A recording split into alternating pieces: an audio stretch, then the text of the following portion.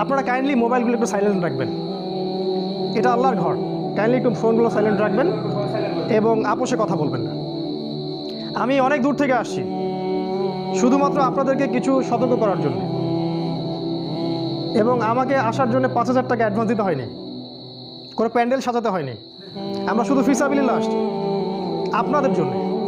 এই কথাগুলো আমি জানি, আমি যে আপনাকে বলছি এটা আমি জানি, কিন্তু আমার পরিবার জানে, আমার আত্মীয় স্বজনরা জানে, আমার বন্ধু মহল জানে, আমি যাদের সাথে কাজ করি সবাই কথাগুলো জানে।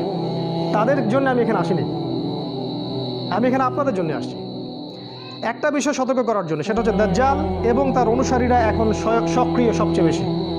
আমি বলছি দাজ্জাল বের হবে জেরুজালেম থেকে। তার মানে দাজ্জাল যদি জেরুজালেম থেকে বের হয় আর ইহুদিরা যদি তাকে অনুসরণ করে, তাহলে সারা বিশ্বের ইহুদিদেরকে জেরুজালেমে আসতে হবে। ঠিক আছে, কথা ঠিক? তাহলে আমরা দেখতে পাচ্ছি বিশ্বে এখন যে সারা বিশ্বের বিভিন্ন জায়গা থেকে 1914 থেকে নিয়ে 1948 সাল এই সময়টুকুর মধ্যে পুরো বিশ্বের ইহুদিরা এখন জেরুজালেমে চলে আসছে। কত সাল বললাম?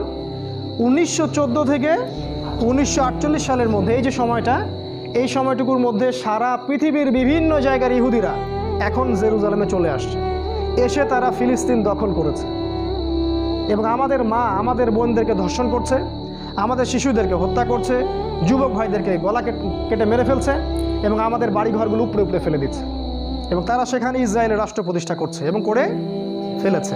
তাহলে একটা হিসাব মিলে গেল, দাজ্জালের অনুসারীরা আসবে, এসেছে। কত বছর আগে এসেছে? প্রায় 70 বছর আগে এসেছে, যখন আমাদের আলেম ওলামারা ঘুমাচ্ছিলেন, যখন আমরা কি করছিলাম? ঘুমাচ্ছিলাম। এখনও আমরা কি করছি? ঘুমাচ্ছি। ঘুমাতে থাকেন, ঘুমাতে থাকেন।